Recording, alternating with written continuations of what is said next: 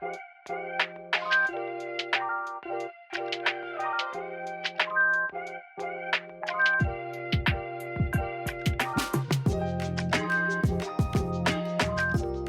voudrais parler avec vous dans les évangiles. On va lire essentiellement dans l'évangile de Matthieu, chapitre 6. Donc si vous avez la Bible, allez-y, Matthieu 6, et on va s'intéresser autour du texte du Notre Père, ok? Donc c'est dans Matthieu 6, et on va voir un petit peu ce qui se passe avant le Notre Père, pendant le Notre Père, et puis on parlera peut-être de après le Notre Père aussi, si on a le temps. En tous les cas, si je pouvais donner un titre à cette pensée, ce matin, ça serait la prière cachée, vous voyez. Le Notre Père nous encourage à prier. Le Seigneur Jésus nous explique comment prier. Il nous enseigne comment prier. Les disciples, à un moment donné, ont demandé à Jésus, mais enseigne-nous à prier. Luc 11, 1. Ok, ceux qui prennent des notes. Luc 11, 1, il enseigne à prier et il va réciter comme ça.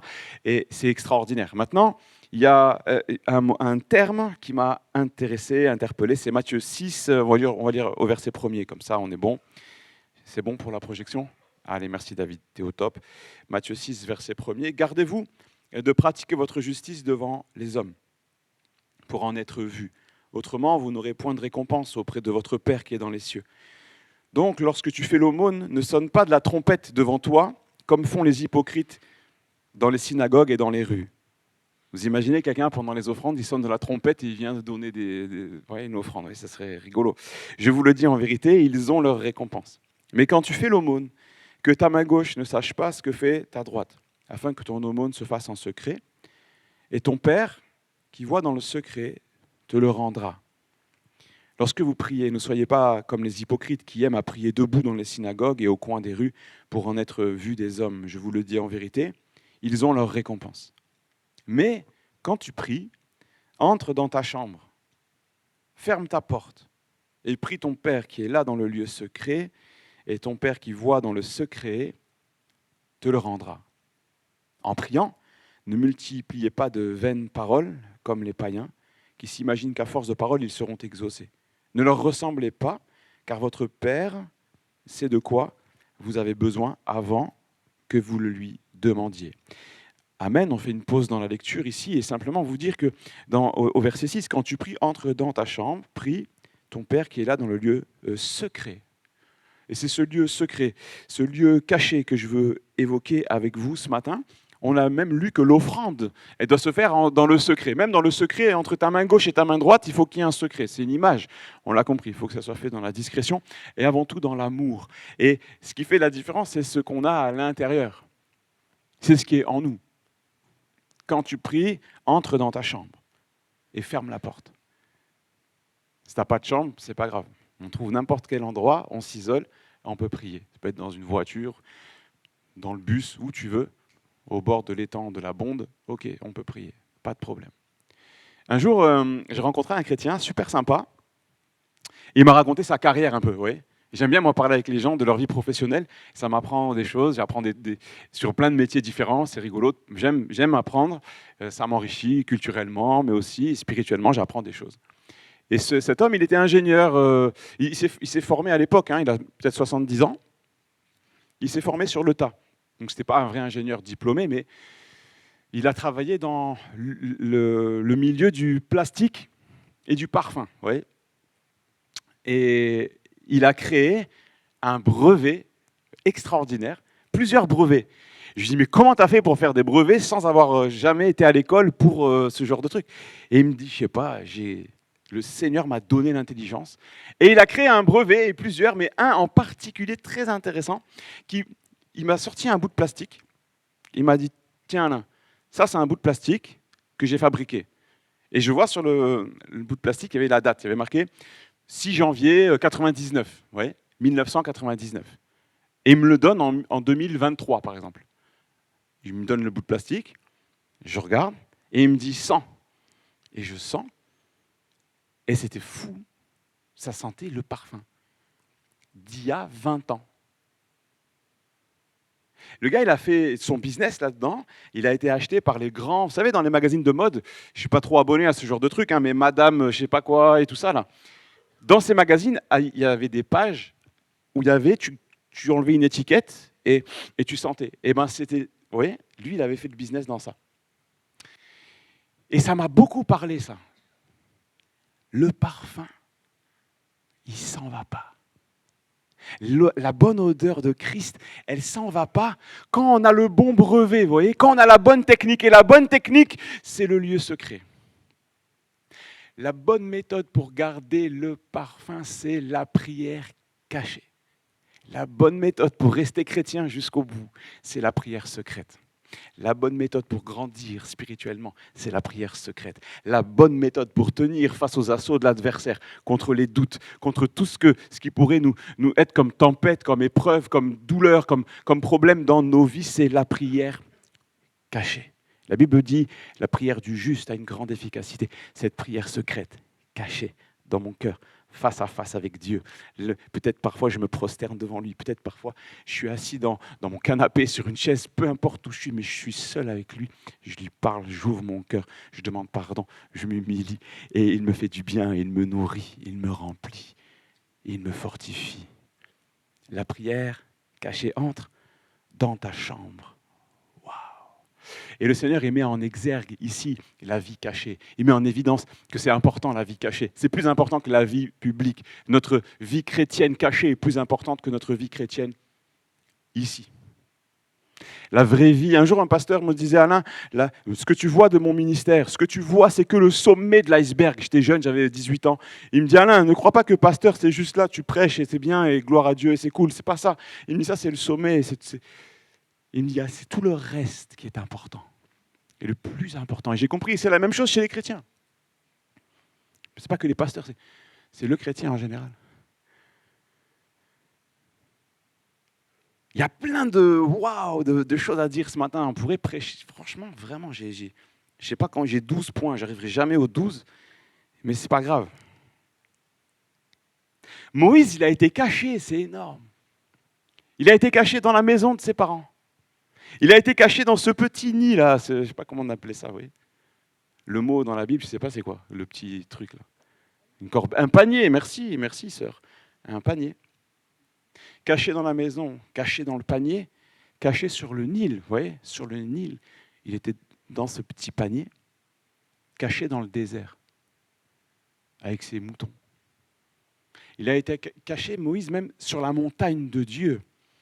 Quand le Seigneur passe devant lui, il lui dit « cache ta face maintenant ». Le Seigneur, il a mis même sa main, il a caché le visage de Moïse. Moïse a découvert ça et c'est juste waouh. Dans sa maison, sur le Nil, dans le désert, à la montagne, au creux du rocher. Et le Seigneur, je crois qu'il veut nous enseigner la valeur des choses cachées. La valeur des choses cachées. Dans Colossiens 3, si vous voulez lire avec moi, il y a encore d'autres exemples. C'est bon, vous l'avez ? Car vous êtes morts, waouh, ça plombe bien l'ambiance. Vous êtes morts et votre vie est cachée avec Christ en Dieu. Alors pour ceux qui ne connaissent pas trop la Bible, je vais vous expliquer en 2 mots. Pourquoi ici l'apôtre Paul il dit aux gens de l'église de Colosse, vous êtes morts ? Eh bien parce que celui qui est chrétien, ici c'est un langage spirituel, celui qui est chrétien, il a décidé de suivre le Christ et de faire mourir ses passions, ses désirs, tout ce qui en lui pouvait le faire marcher dans le péché. Il a décidé de le faire mourir en l'abandonnant à Jésus. Et au travers de la mort de Jésus, eh bien, notre être charnel, pécheur, sale, eh bien, il est comme mis à mort. Et on arrive dans ce qu'on appelle la vie nouvelle. La vie nouvelle en Jésus. Ainsi, il leur dit, voilà, vous êtes morts et votre vie est cachée avec Christ en Dieu.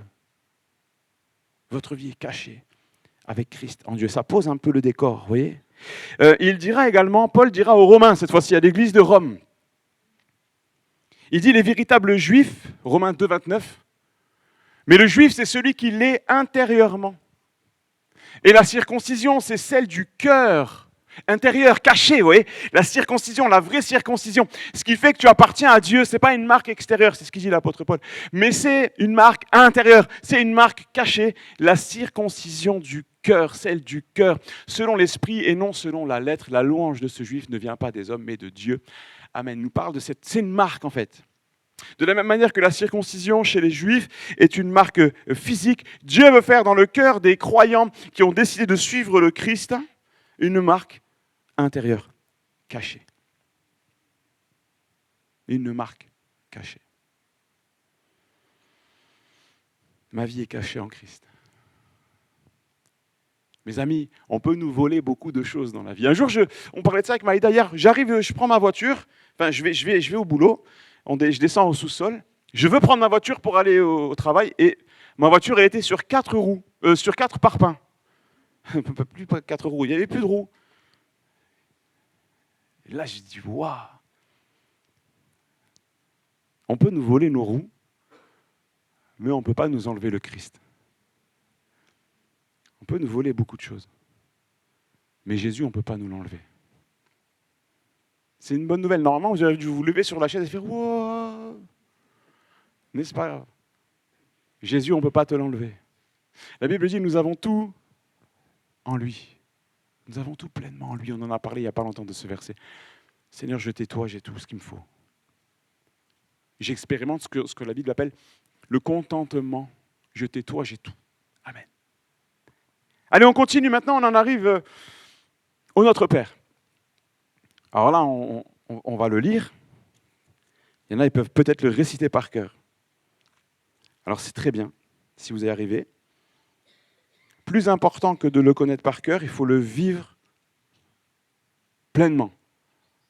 Matthieu 6, et on en arrive donc au verset, 7. En priant, ne multipliez pas de vaines paroles comme les païens qui s'imaginent qu'à force de paroles, ils seront exaucés.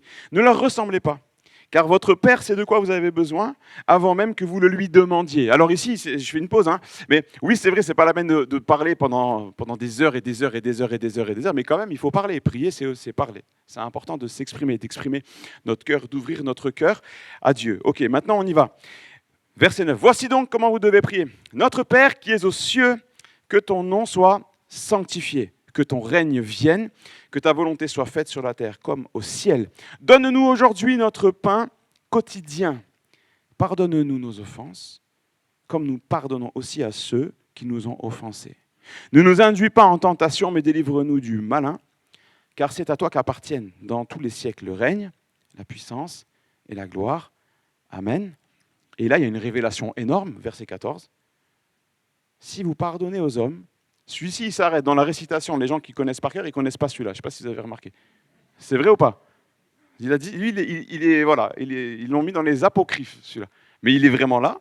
Si vous pardonnez aux hommes leurs offenses, votre Père céleste vous pardonnera aussi. Mais si vous ne pardonnez pas aux hommes, votre Père ne vous pardonnera pas non plus vos offenses. Il est terrible ce verset. Je répète, mais si vous ne pardonnez pas aux hommes, votre Père ne vous pardonnera pas non plus. Lorsque vous jeûnez, ne prenez pas un air triste, comme les hypocrites qui se rendent le visage tout défait. C'est rigolo, le visage tout défait, vous voyez. Tu jeûnes, tu as le visage défait. Je ne sais pas bibliquement ce que ça veut dire. Pour montrer aux hommes qu'ils jeûnent. Je vous le dis, ils ont déjà leur récompense. Mais quand tu jeûnes, parfume ta tête et lave ton visage, afin de ne pas montrer aux hommes que tu jeûnes, mais à ton Père qui est là dans le lieu secret. Et ton Père qui voit dans le secret te le rendra. Amen. Même dans le jeûne et prière, dans le fait de se mettre à part pour Dieu, eh bien oui, le Seigneur nous demande de le faire de manière personnelle. C'est-à-dire quand on prie, quand on est là, si en plus de cela tu veux jeûner, c'est bien, c'est pas la peine de sonner de la trompette, comme il disait pour l'autre texte. Et d'ailleurs, voilà, j'en profite pour faire un placement de produit. On fait une semaine de prière fin janvier. Vous pouvez jeûner ou pas, mais venez prier. Ça va ? Je vous donnerai les dates tout à l'heure avec Jonathan, on a préparé ça. Et j'en profite pour expliquer que le vendredi, le dernier soir, au lieu de faire une soirée de louange ou une soirée classique, on veut réunir tous les staffs de l'église. Le ménage, l'accueil, la bibliothèque. Je me suis lancé, il faut que je dise tout le monde, sinon je vais me faire éclater à la fin. L'école du dimanche, le service de la Sainte Seine, la louange, les prédicateurs, le conseil d'administration. Et si j'en ai oublié, vous me pardonnerez, sinon, si vous ne pardonnez pas... Voilà. Ok. Alors, notre Père, qu'est-ce qui se passe dès le départ? On voit notre Père qui est de ceux que ton nom soit sanctifié. Il y a un temps de louange. Et la prière commence, moi je le crois, il faut commencer par un temps de louange. J'ai appris ça avec mes formateurs, mes pasteurs formateurs. Ils m'ont tous fait ça comme ça et j'ai trouvé ça trop bien de toujours commencer par un temps de reconnaissance. Vous savez, la reconnaissance, c'est important dans le cœur des enfants de Dieu. Il y a des gens, ils disent jamais merci. Vous connaissez des gens comme ça? Moi, j'en connais, moi. Mon père, il est en formation, il a 86 ans, il est en formation encore maintenant, s'il écoute ce message, il va rigoler, pour dire merci. C'est une longue formation pour lui. Quand il est assis, mon père, et qu'il lui manque du sel, il fait, ma mère, elle s'appelle Mado, il dit, Mado, le sel. Et ma mère, elle y va gentiment, elle fait comme ça, tiens Dominique, le sel et tout. Ouais, ça c'est, je dis, papa, de rien. Il me dit quoi, de rien? Je dis, mais maman, elle t'a amené le sel, qu'est-ce qu'il faut dire? Ah oui, il me dit, merci. Mais c'est dur, c'est pas instinctif, vous voyez? C'est l'instinct du Sicilien. Je ne sais pas si certains se reconnaîtront, mais c'est difficile. L'instinct. Et des fois, nous, on est un peu comme ça avec Dieu. On est là, on a une liste de requêtes, pas de requêtes, j'ai dit, pardon, de requêtes. On demande. Mais mon ami, vas-y. Un peu de merci, c'est bien. Hein, tu as tes enfants, ils viennent te voir que quand ils ont besoin de toi. Comment tu... Hein, papa, il me faut 20 €. Ouais, tiens, vas-y. Papa, non. Juste, bonjour, ça va, tu vas bien? Ouais, un bisou, quelque chose? Hein, Lily, ça va? Oui, c'est important d'être aussi reconnaissant à Dieu et de ne pas oublier. Il y avait ce vieux chant, compte les bienfaits de Dieu. Mets-les tous devant tes yeux et tu verras en adorant combien le nombre en est grand. Ainsi, le Notre Père, il commence par une adoration. Et puis il dit que ton règne vienne. Que ta volonté soit faite sur la terre comme au ciel. Le but de cette méditation de ce matin, c'est de rentrer là-dedans, de prendre du concret et de le vivre. Ça va? On peut faire ça ensemble? On peut faire ça ensemble. Que ton règne vienne, ça veut dire dans ma vie, je te fais confiance. Je sais que tu vas régner toi dans ma vie et que tu vas diriger mes pas, ma vie, les circonstances. Je te fais confiance. Que ton règne vienne, viens régner dans ma vie. Ça veut dire, Seigneur, prends toute la place, prends toute l'autorité. Prends toute l'autorité dans mon quotidien. Seigneur, c'est pas une fois tous les 10 ans qu'il faut prier comme ça, mais c'est régulièrement. C'est tous les jours qu'il faut nous tenir devant le Seigneur et lui abandonner notre journée, lui remettre notre vie. Pas de manière religieuse et craintive. Si je n'ai pas prié, le ciel il va me tomber sur la tête. Non. Mais c'est tellement bon de se remettre entre ses mains, entre les mains de celui qui nous aime, qui nous bénit, qui nous fortifie. Que ton règne viens régner dans ma vie. Viens régner dans mes défis, Seigneur. Tu sais, quand tu pars dans une journée de combat, quand tu sais que le Seigneur règne en toi, qu'il est en toi, tu t'accapares ces versets qui disent « Celui qui vit en moi est plus grand que celui qui vit dans le monde », et bien ça fait une différence dans ton quotidien. Dans ton combat, tu n'es plus seul. Face à la dépression, quelque chose d'intérieur peut-être. En toi, si dans ton lieu secret, il y a cette place pour le Seigneur, pour qu'il règne, alors les combats intérieurs ne sont pas gérés seuls, mais ils sont gérés avec lui. Et on peut devenir comme l'apôtre Paul qui dit « Je puis tout par celui qui me fortifie ». Amen. Il nous fortifie. Pas juste dans mes pensées où je suis quelqu'un. C'est pas d'être quelqu'un de positif, c'est d'être un homme, une femme, de foi. Jésus a donné, à un moment donné, il a réuni les disciples. Luc 11, 1. Il les a réunis et il lui a donné l'autorité pour chasser les démons, pour guérir les maladies. Vous voyez, c'est intéressant. Matthieu 10, 1. J'ai dit Luc, je me suis trompé. Et il leur donna le pouvoir de chasser les esprits impurs et de guérir toute maladie et toute infirmité. Écoutez-moi bien, c'est un enseignement super important. Ça. Ok, il leur donne l'autorité spirituelle. C'est écrit comme ça. Le pouvoir. Autre traduction, Darby dit, il dit autorité. Ok, pour chasser les esprits impurs. Vous êtes avec moi? Guérir les maladies et toute infirmité. 7 chapitres plus tard, Matthieu 17, au verset 16, il est dit ceci. On peut lire excusez-moi, ça fait un peu de la mouvance. Lorsqu'ils furent, au verset 14, Matthieu 17, 14. C'est un point super important. Lorsqu'ils furent arrivés près de la foule, un homme vint se jeter à genoux devant Jésus. Et il dit, « Seigneur, aie pitié de mon fils qui est lunatique, et qui souffre cruellement. Il tombe souvent dans le feu et souvent dans l'eau. » Alors lunatique, ce n'est pas le même mot qu'aujourd'hui lunatique. C'était un homme dont les puissances de ténèbres se jetaient sur lui et ça le jetait dans le feu, dans l'eau, etc. « Je l'ai amené à tes disciples et ils n'ont pas pu le guérir. » Race incrédule et perverse. répondit Jésus. Jusqu'à quand serai-je avec vous? Jusqu'à quand vous supporterai-je? Amenez-le-moi ici. Verset 18. Jésus parla sévèrement au démon qui sortit de lui-même, et l'enfant fut guéri à l'heure même. Jésus va continuer à parler avec eux, mais alors les disciples viennent le voir et disent, mais pourquoi n'avons-nous pas pu? C'est à cause de votre incrédulité, dit Jésus. Je vous le dis, si vous aviez la foi comme un grain de sénévé, vous diriez à cette montagne, transporte-toi d'ici, et elle se transporterait. Rien ne vous serait impossible. Plusieurs choses à dire ici, écoutez-moi bien. Les disciples reçoivent l'autorité, nous l'avons lu ensemble. Ils reçoivent l'autorité pour chasser les démons, pour guérir les malades. Et puis là, on est 7 chapitres plus tard et il y a un problème. Ça ne marche pas. Ce qu'ils ont fait, la répétition du modèle, je prie au nom de Jésus, et là, Seigneur, ça ne marche pas. Cet enfant, il n'a pas pu être libéré. Comment ça se fait? Est-ce que c'est Jésus qui a manqué? Est-ce que sa parole, elle n'est pas assez puissante? Est-ce que la foi nous a manqué à cet enfant? Non, ce n'était pas le problème de l'enfant, c'est le problème des disciples. Jésus leur explique, c'est un problème de foi. Et il y a même un verset qui dira que cet esprit-là ne sort que par le jeûne et par la prière. Les amis, le point est le suivant. Jésus donne l'autorité à son Église, au corps de Christ. Cette autorité se manifeste dans la prière. C'est pour ça que ce matin, on parle de prière et qu'on parle du Notre Père. Et s'il y a des moments où la guérison n'arrive pas, l'exaucement n'arrive pas, qu'est-ce qu'il faut faire? Est-ce qu'il faut s'arrêter, jeter la Bible, faire demi-tour et repartir dans le monde? Mes amis, la solution, elle est dans la prière, dans la foi, dans la persévérance, dans le moment où je capitule devant le Seigneur en lui disant « Seigneur, j'y arrive pas. Moi, j'y arrive pas. Mais à toi, tout est possible. » Et Jésus dira même « Mais tout est possible à celui qui croit. » Je reviens dans le Notre Père. Vous êtes toujours avec moi? Il y en a 3 qui sont toujours là, merci les amis. Verset, on est toujours à Matthieu 6. Donne-nous aujourd'hui notre pain quotidien. Et je crois que dans la version Darby, c'est autre chose. Tu peux shifter sur la version Darby vite fait? Matthieu 6, c'est intéressant. Alors pourquoi Darby? Parce que Darby est une traduction qui est plus fidèle à l'hébreu.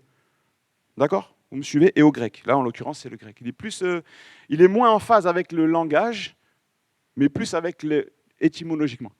Donne-nous... Non, ça c'est toujours Louis II. T'inquiète pas, je le cherche. C'était Matthieu 6, 11. Donne-nous aujourd'hui.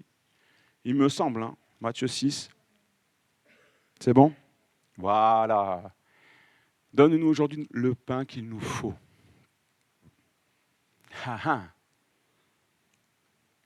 Donne-nous aujourd'hui le pain qu'il nous faut. Vous allez me dire, et alors? C'est trop bien.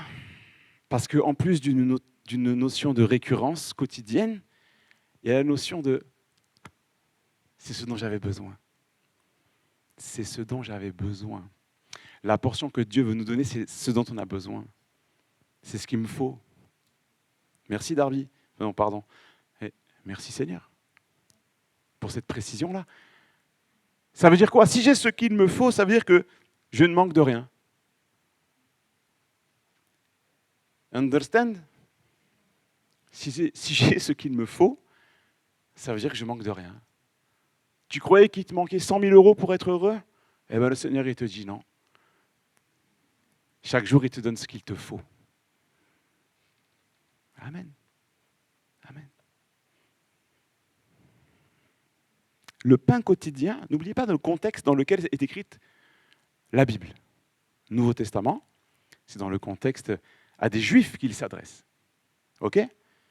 Jésus lui-même était juif. Un jour, je dis ça sur un marché à des gens musulmans. Je leur ai dit, Jésus, il était juif. Ils ont crié au scandale. Ils ne croyaient pas que c'était vrai. Et l'autre vendeur lui dit, mais si, c'est vrai. Il était choqué, le gars. Ouais, Jésus était juif. Oh là là. Eh oui. Il a pratiqué la loi, il l'a accomplie et il a ouvert ce qu'on appelle la nouvelle alliance au travers de son sang. Et là, on est dans un contexte juif. Écoutez-moi bien. Le pain quotidien, le pain dont j'ai besoin, ça fait référence à quoi pour un juif? à la manne. La manne, tous les jours pendant le désert. Pendant 40 ans, les Hébreux, dans le désert, ils avaient la manne. Alors moi, j'ai souvent essayé de me représenter ce que c'était. Dans les films, à chaque fois, c'est un truc différent, c'est pas trop... Des fois, on dirait que c'est des gâteaux de miel, mais ce n'est pas des gâteaux de miel, c'est un phénomène naturel, surnaturel. On ne sait pas trop, mais on sait une chose, c'est qu'ils mangeaient pendant 40 ans. Ce n'était pas des macroudes, hein, ne croyez pas que c'était... C'était les macroutes de Marcel, c'était pas cela, c'était... Bref, c'était une nourriture qui les a nourris pendant 40 ans. Ok, vous êtes avec moi? On va aller maintenant, simplement, dans l'Apocalypse au chapitre 2. Allez, vous l'avez attendu, c'est maintenant. Apocalypse, chapitre 2, verset 17.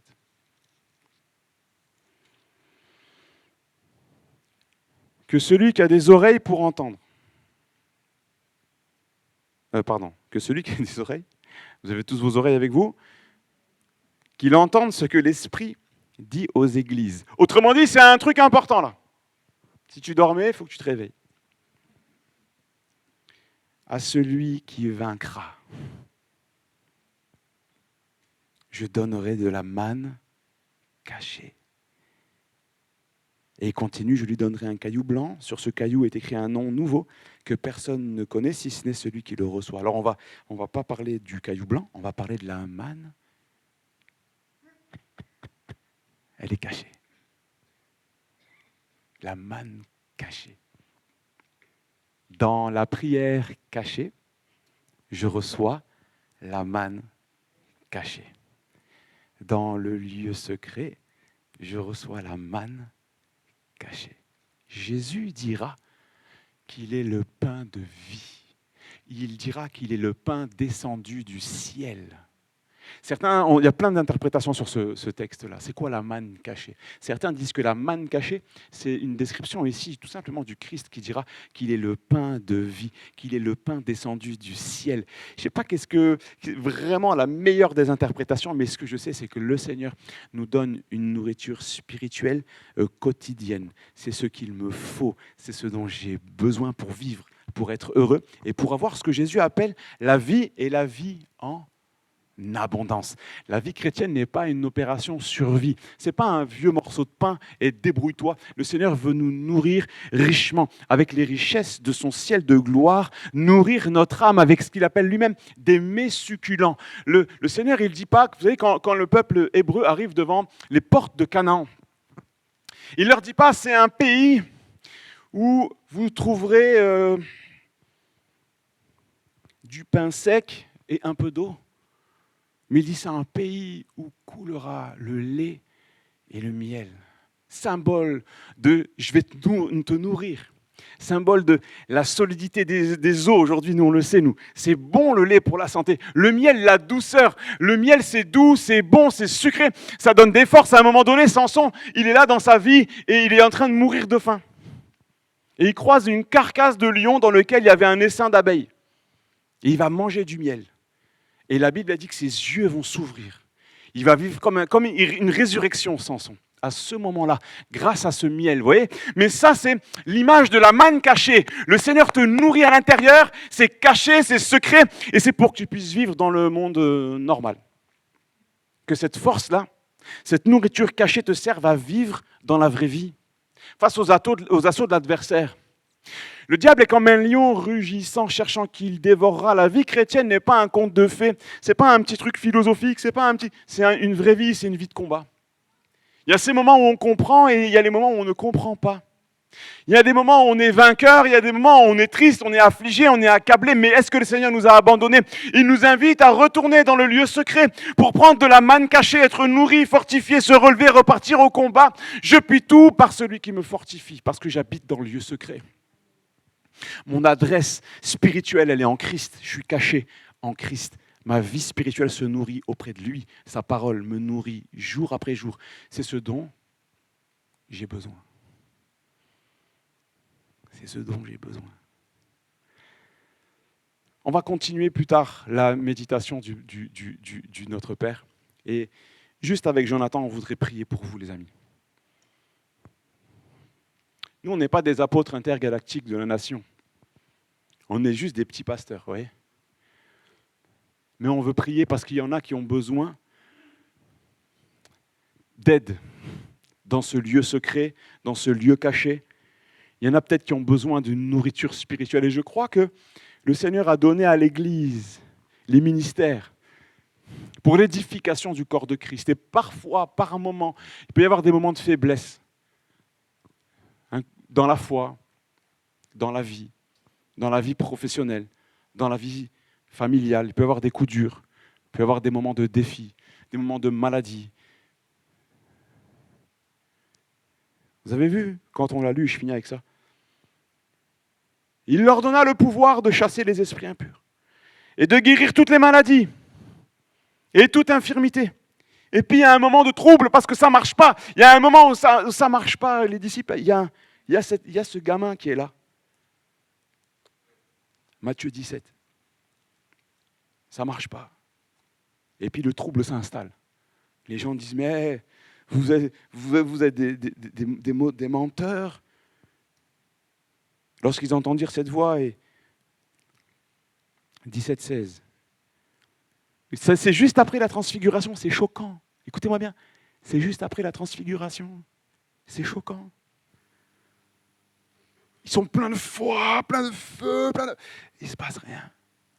Jésus va les ramener à une dose d'humilité. Je l'ai amené à tes disciples et ils n'ont pas pu le guérir. Race incrédule, Jésus prend le relais. Amenez-le moi ici. Il parle sévèrement aux démons qui sortent de lui et l'enfant est guéri à l'heure même. Alors les disciples s'approchèrent de Jésus. Approche-toi de Jésus ce matin. Approche-toi de Jésus.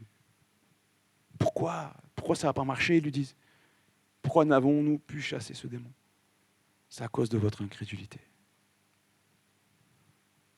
Ce matin, on veut juste mettre notre foi en application pour des défis personnels que peut-être un ami, une amie rencontre maintenant.